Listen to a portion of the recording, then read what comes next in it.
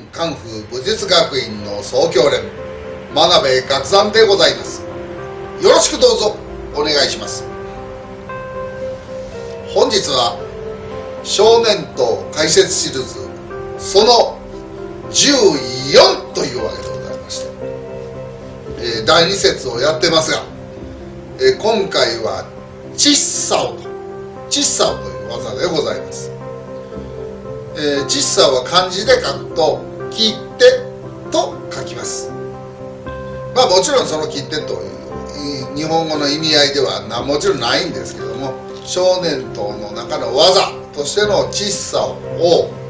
をこれから解説していきたいと思います。現在やってるのは第2節の技が多いんで、セオン、両手もろともに一緒に出すっていう技多いんですけども、もちろんゴットンサーもそうでしょ、でランサーもそうでしょ、でファークサーもそうでしょ、で次ですけどチッサオですね。チッサオはこのファークサオで戻ってきたこの形、これが支点になります。支点から横になっているものを縦に戻します。こういうふうに戻します。この時なるべくコンパクトに戻します。こうよその刃によってはこんな大きく動く場合もあるんですが、これは我々の刃ではそんな風にはしません。でこれ遅い技じゃないんですね。現実は横になったらまずいなと、脇空いてるまずいなと。で縦になるのが永宗拳のセオリーなので、セオリーに戻ろうという動きでございます。横になってこれいかんなと思って縦に戻す。これがチッサオでございます。今回のチッサオはですから攻撃技でも防御技でもありません。横になってる腕を縦に戻そうというただのモーションであります。ですから具体的な用法というものがありません。縦に戻さなダメよっていう戒めでございましてね、横になってるやつを縦にしましょう。基本縦なのでここに戻りましょうと。すぐ腕開いたりね、脇上げたり、こういう状態になったらこう縦の状態になってる状態に戻りましょう。横になってる、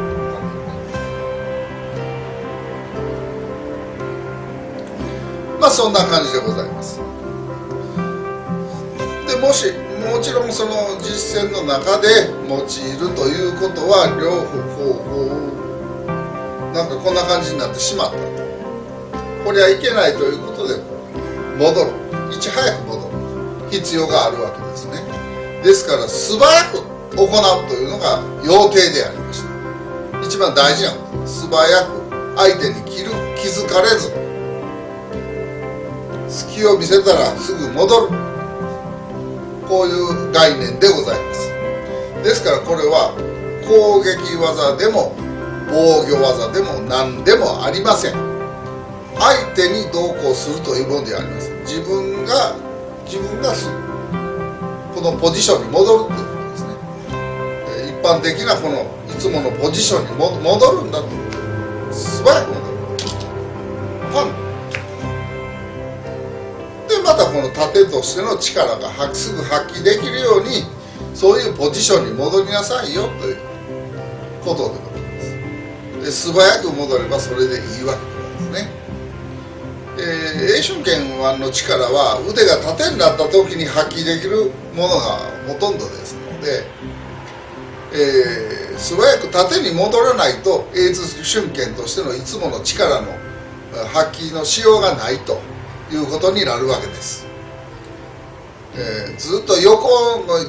でこれで永春拳ですなんて大間違いですね。すぐこう縦に戻さないと。縦に戻して防御も攻撃もあるわけですか横はボンサーは攻撃でもありませんし、横チョッパーズは攻撃です。それは一般的ではありませんので、縦から出てくる技というのにしないと攻撃も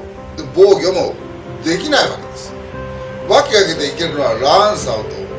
ファークサウとボンサウ、ウーサウぐらいですから、結構あるやないかなるんですけど、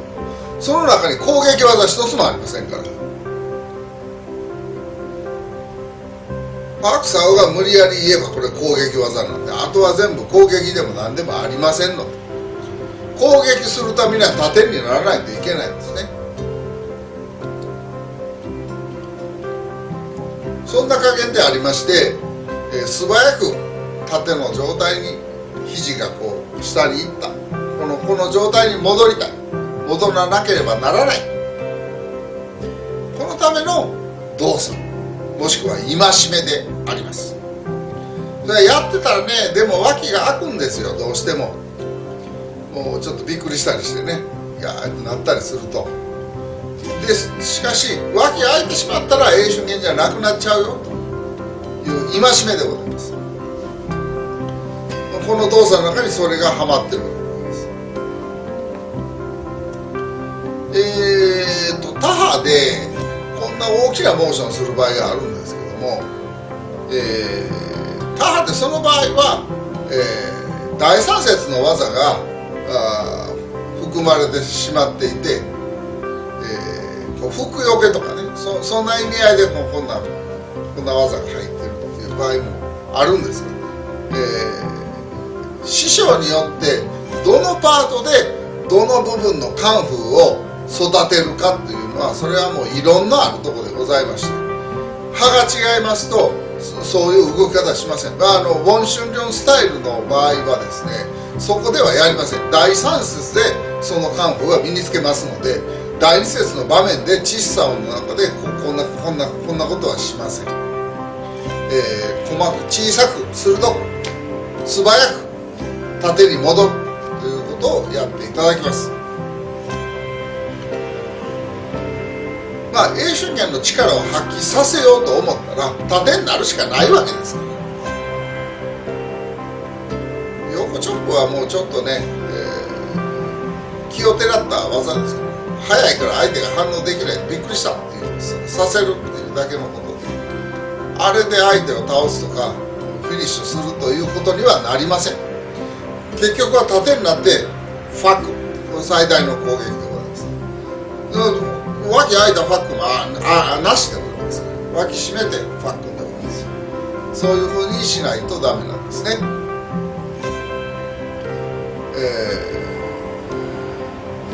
でここら辺の動きがね、いい加減な場合、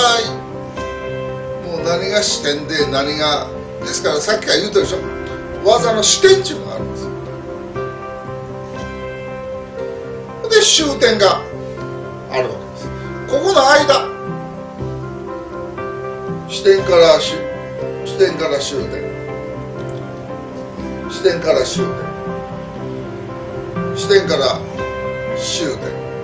で、ここから視点からまた終点、また視点から終点、始まりと終わりというのが大事なんですね。でその間に軌道があるわけですよ。始まりと終わりがあって、その間が、これが力が連続してなければならないっていうのが永春拳の一つのセオリーですから。それから技をこう断続的に出したり、あるとこ力が入ってあるとこ力が入ってない、こういうのはダメでございます。連続した力を出して、連続した力を出して、連続した力を出して、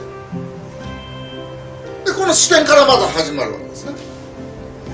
視点から始まって終点まで、でおよそその軌道がまっすぐ、直線の軌道が多いということでございます。そういう動き方をしていないと、永春拳的には動きにはならないです。ふわーっと力が抜けたような動きとか、いや永春拳の場合はある程度の負荷が来たもので技を出していくということに想定していけないとダメなんです。ある程度相手の力が来たのをどうするか、来たのをどうするかですから、こんなんで腕がこう来てるんですね。来てる中で出す、来てる中で出す